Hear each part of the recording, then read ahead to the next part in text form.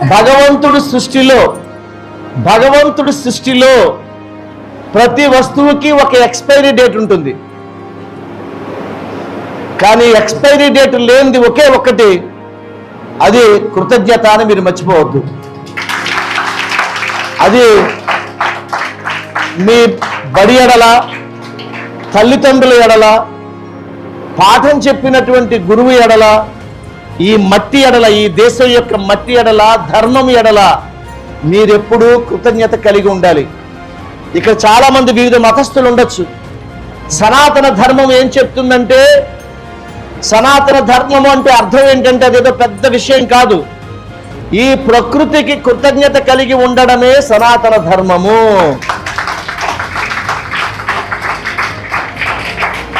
అదే సనాతన ధర్మం. అందుకనే మన పండగలన్నీ, ఉగాది కానీ, దీపావళి కానీ, దసరా కానీ, ఏ పండగైనా చూడండి, ప్రకృతిని ఆరాధిస్తాం.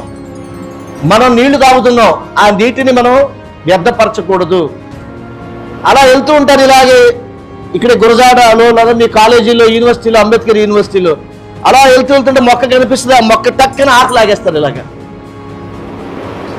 మొక్క నాటకపోయావు సరే, నాటిన మొక్కను చంపేటువంటి దరిద్రం కాకపోతే.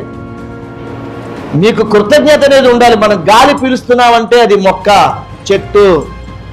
నీళ్లు తాగుతున్నాము. మీలో చాలా మంది అమ్మ 6 నెలలే పాలిస్తుంది, కానీ చచ్చేంత వరకు పాలిచ్చేది గోమాత. ఆ గోమాతకి ఒక్కసారి కూడా మనం పూజ చేసి ఉండం మనం ఎవరం కూడా. అదో దరిద్రం మనకి.